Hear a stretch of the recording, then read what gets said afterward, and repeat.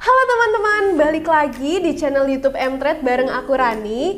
Gak kerasa nih, bentar lagi udah mau tahun 2022.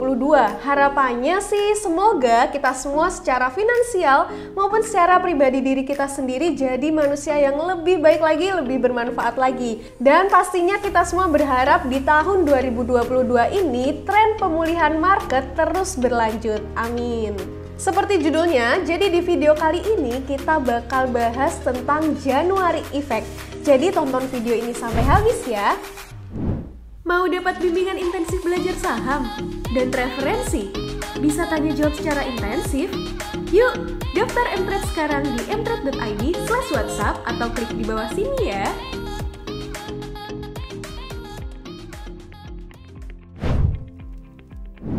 Kalau pas Desember, para pelaku pasar modal mengenal istilah window dressing, di Januari sendiri ada yang namanya istilah January Effect. January Effect merupakan salah satu fenomena kenaikan harga saham yang biasanya terjadi pada awal tahun atau pada bulan Januari. Fenomena ini membuka peluang bagi kita para investor ataupun trader untuk membeli saham yang harganya lebih rendah sebelum bulan Januari dan bisa menjualnya setelah harga saham naik pada awal tahun.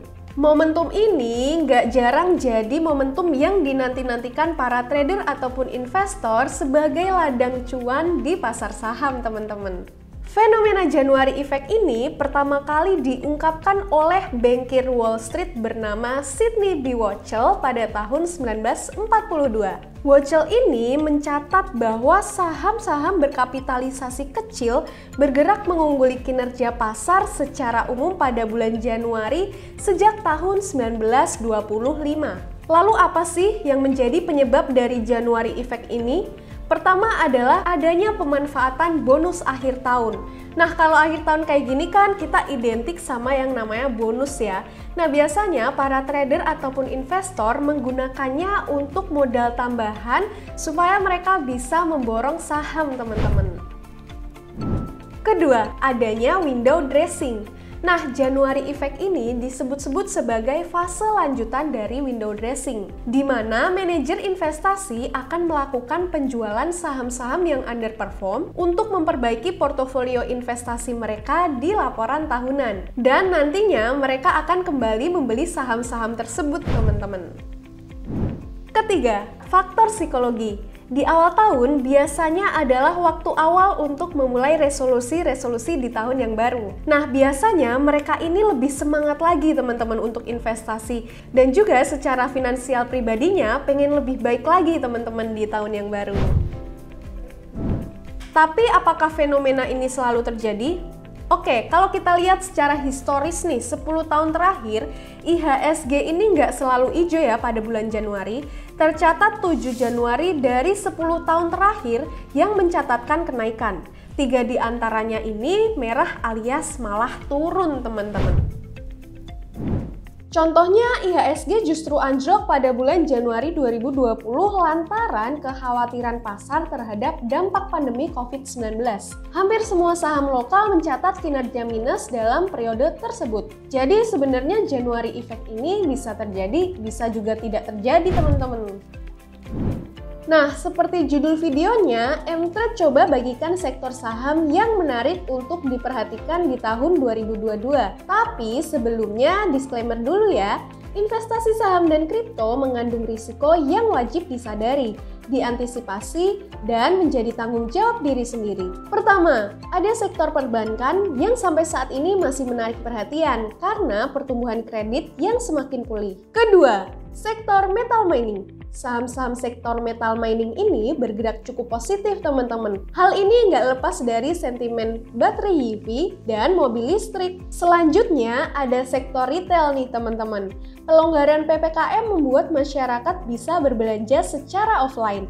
Dan penawaran terkait promo di akhir tahun seperti Harbolnas, Year End Sale diharapkan bisa meningkatkan penjualan.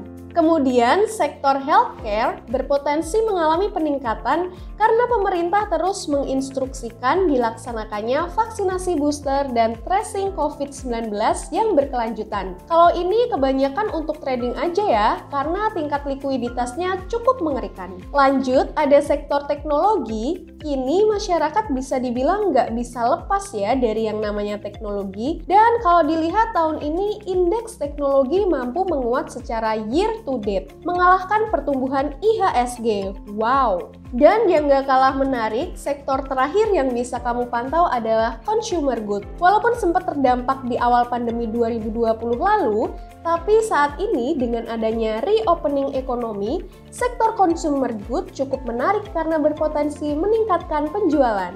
Itu tadi penjelasan seputar January Effect teman-teman. Nah, ada baiknya fenomena seperti January Effect ini gak dijadiin alasan utama buat kalian untuk memulai trading ataupun investasi saham gitu ya. Karena terkadang ada saham-saham defensif yang kinerjanya nih bagus meskipun IHSG lagi minus. Ada juga saham-saham siklikal yang mungkin kinerjanya kurang baik meskipun IHSG-nya lagi rally tinggi. Atau ada juga nih saham-saham gorengan yang mungkin volatilitasnya ini cukup tinggi teman-teman. Nah, daripada kita berfokus pada fenomena January Effect ini yang mungkin bisa terjadi dan mungkin juga tidak, ada baiknya kita sendiri fokus pada analisis teknikal ataupun fundamental ke masing-masing saham yang mau kita pilih. Nah, buat kamu nih yang mau jago analisis teknikal ataupun fundamental saham, langsung aja join user VIP Mtrade karena di Mtrade kamu bakal dapet banyak banget edukasi saham mulai dari analisis yang super ringkas dan kamu bisa tanya jawab langsung sama coach-coach yang udah berpengalaman teman-teman.